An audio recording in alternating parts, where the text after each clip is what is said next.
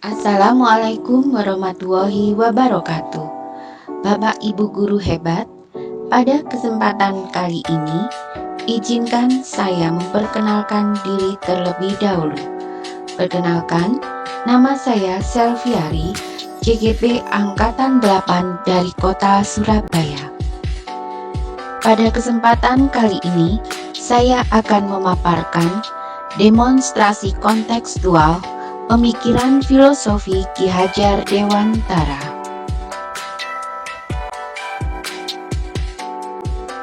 Ki Hajar Dewantara.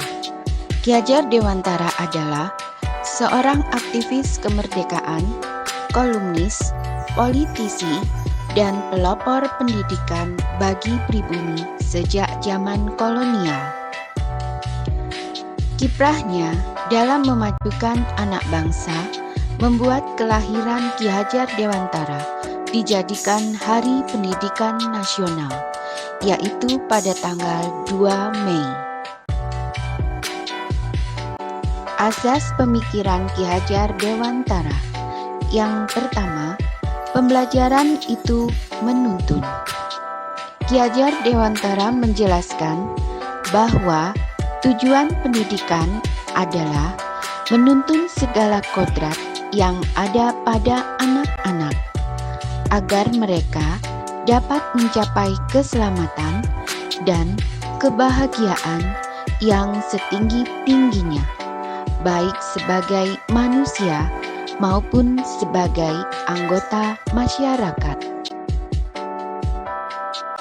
Bapak Ibu guru hebat, di sini kita akan memahami bahwa seorang pendidik adalah yang pertama, pendidik hanya menuntun, hanya dapat memperbaiki lakunya, bukan dasarnya.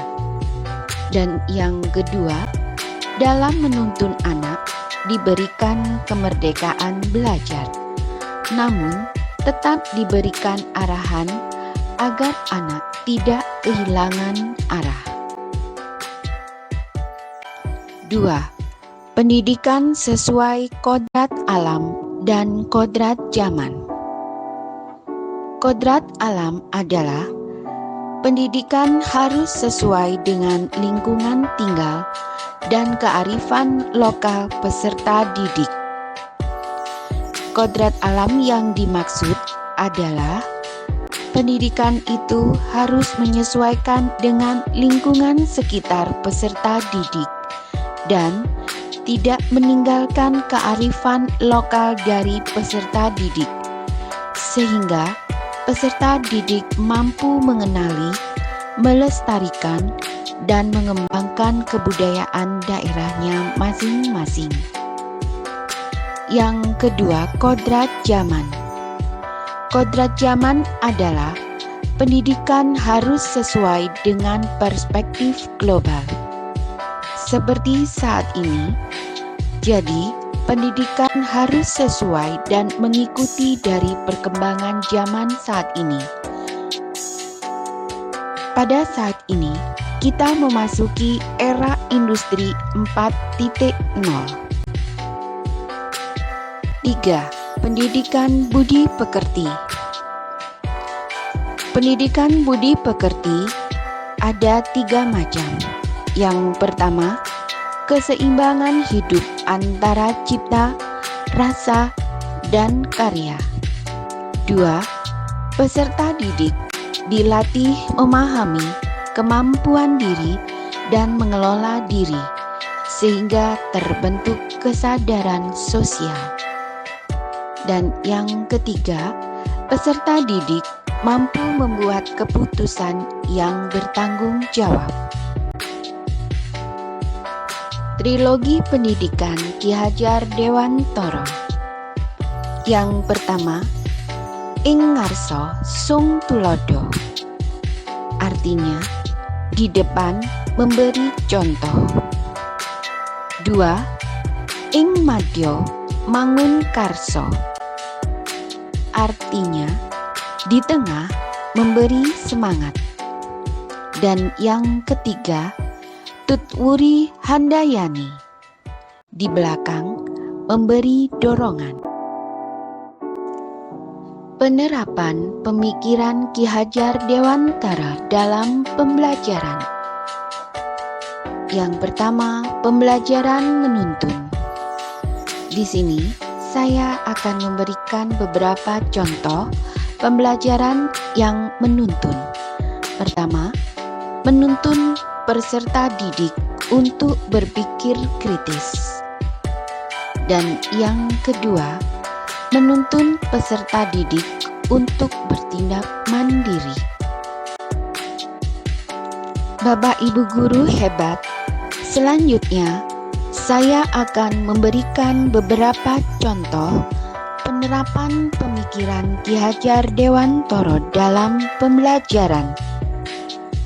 Pada video kali ini, peserta didik memanfaatkan lingkungan sekitar sebagai sumber belajar sesuai kodrat alam. Contohnya, peserta didik membuat minuman tradisional yang menyehatkan dan menyegarkan, yaitu wedang jahe. Selanjutnya, saya akan memberikan contoh penerapan pemikiran Ki Hajar Dewantara dalam pembelajaran, yaitu sesuai kodrat zaman.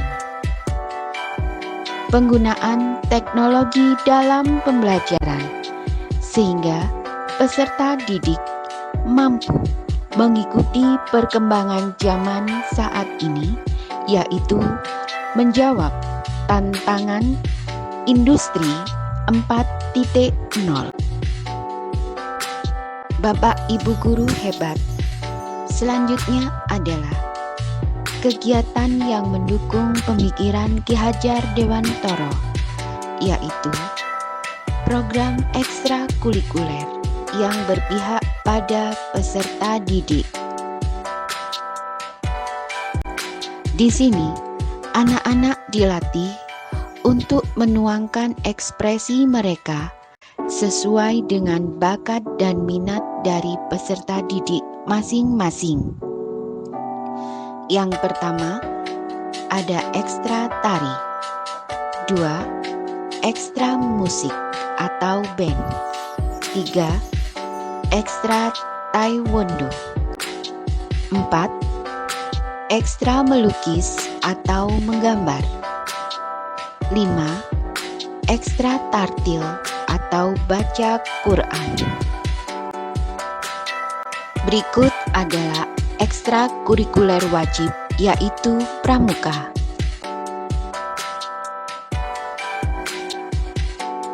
Pembiasaan yang berpihak pada murid dan berkarakter. Yang pertama, pembiasaan sholat duha berjamaah dan pembiasaan sholat duhur berjamaah. Di sini, melatih peserta didik untuk menebalkan keimanan kepada Tuhan Yang Maha Esa, sehingga terbentuklah karakter pada peserta didik. Yang kedua, pemetaan Jumat bersih. Peserta didik dilatih dan dibiasakan untuk menjaga kebersihan lingkungan sekolah dan lingkungan sekitar sekolah, terutama lingkungan di kelas mereka masing-masing. Dan yang ketiga, pembiasaan 3S atau senyum, sapa, dan salam. Bapak Ibu guru hebat, tentunya dalam melaksanakan penerapan pemikiran Ki Hajar Dewantara, tentunya ada beberapa tantangan yang harus dihadapi untuk dapat mewujudkan pendidikan yang berpihak pada peserta didik. Adapun beberapa tantangannya adalah: yang pertama, masih rendahnya minat dan motivasi peserta didik dalam mengikuti program-program yang telah disediakan oleh sekolah. Tantangan yang kedua, kemampuan guru yang masih belum menyeluruh dalam memahami pemikiran Ki Hajar Dewantara, yaitu pendidikan yang berpihak pada peserta didik. Bapak Ibu guru hebat, tentunya tantangan tersebut harus dicari solusi yang tepat agar tercipta pendidikan yang berpihak pada murid atau peserta didik. Bapak Ibu guru hebat, berikut akan saya paparkan solusi untuk menghadapi tantangan-tantangan yang ada. Solusi yang pertama, menggunakan model atau metode pembelajaran yang bervariatif agar peserta didik lebih nyaman saat belajar di kelas. Solusi yang kedua, guru mengikuti berbagai pelatihan atau workshop untuk dapat mengembangkan keterampilan dan menguatkan pemahaman tentang pendidikan yang berpihak pada peserta didik. Solusi yang ketiga, guru tidak boleh bosan dalam memberikan contoh teladan yang baik kepada peserta didik. Bapak Ibu guru hebat, jadilah guru yang selalu menuntun, memberikan teladan, dan memberikan pembelajaran yang berpihak pada peserta didik. Itulah tadi pemaparan dari saya tentang pemikiran Ki Hajar Dewantara. Semoga bermanfaat. Terima kasih. Salam guru penggerak, tergerak, bergerak, dan menggerakkan. Wassalamualaikum warahmatullahi wabarakatuh.